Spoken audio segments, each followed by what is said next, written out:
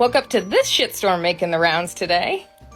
Treat women like a 10-year-old and they'll love you for it. So this guy goes by Redpill Dating. I really think he thinks he's doing something. I have saved a considerable amount of his videos to tackle, but today I just want to be tackling this one. Let's get started.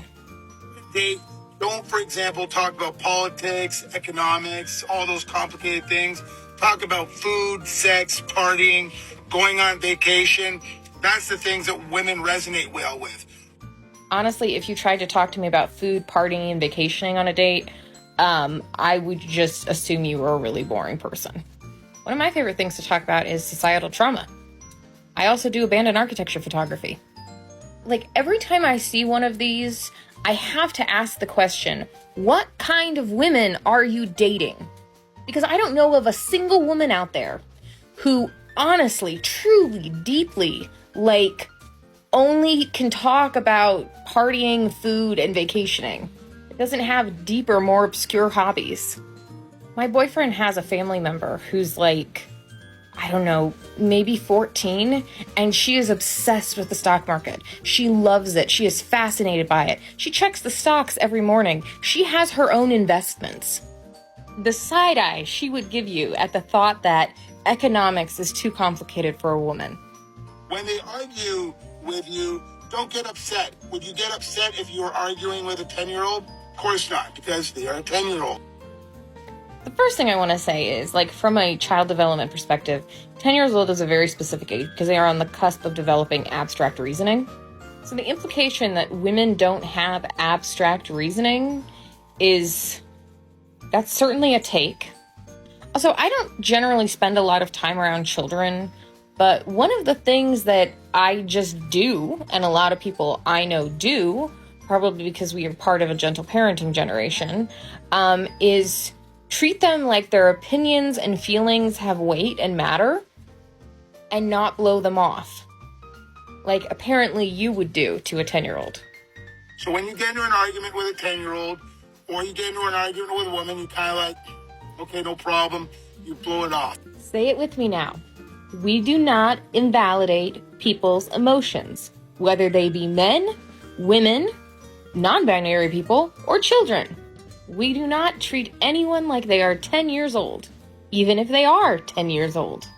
We treat them like they have an understanding of their world, that they know what they want, and have their own agency. I really hope this man never has kids. But there's more. Instead, when you're also engaging in a breakup, keep in mind that her emotionals are all over the place, just like a 10-year-old. So when you are dealing with a woman, deal with her as a 10-year-old, and you will understand and appreciate your audience much better, and you'll be much more poised in dealing with the said person. Moreover, you will not be disappointed when the person acts out, because of course she is acting like a 10-year-old. This last clip where he talks about women acting out makes a lot more sense when you start going further down the rabbit hole of his videos. He believes that women put men through a shit test where they basically treat them like shit and see how they respond, and it's like a test. Again, what women are you trying to date? And if you keep dating the same type of women over and over and over again, do you ever think maybe that's a you problem? I've been through 8 years of therapy, and I practice iterative dating. So the goal is that every person I am with is more aligned with what I need and what I'm looking for than the person before them. And that has worked out really, really well. And I can see the leaps and strides in my attachment style. But at the same time, never in a million years would I intentionally be a bitch to someone just to prove that they are confident. Because the reality is, first of all, you're being a bitch to someone. And second of all, you're going to see their confidence and how they work and function as a person far better in organic situations than some weird bullshit you just manufactured. And if this is something you seriously feel you need to do, maybe you need therapy. But generally speaking, I'm pretty sure this man needs therapy. He has very little, real world understanding of how diverse the experiences and perspectives and goals and desires of women are. Same thing for men. I'm going to leave you with some delightful gems from his other videos, and we'll get back into this soon. None of these have anything to do with attractiveness to men. We don't give a shit if you're independent, confident, responsible, ambitious, strong-minded, or ethics. Women, be aware that you do not want to be masculine, and men do not.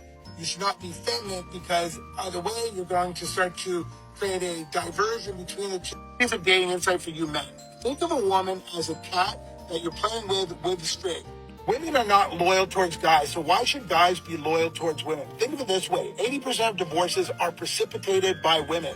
Not only that, 50% of women in relationships have admitted to having a backup plan in the event that the relationship fails. Not only that, 20 to 30% of the babies out there are being raised illegitimately by the wrong father. I am begging people, please stop looking at very small segments of the population and attributing them to literally the entire population.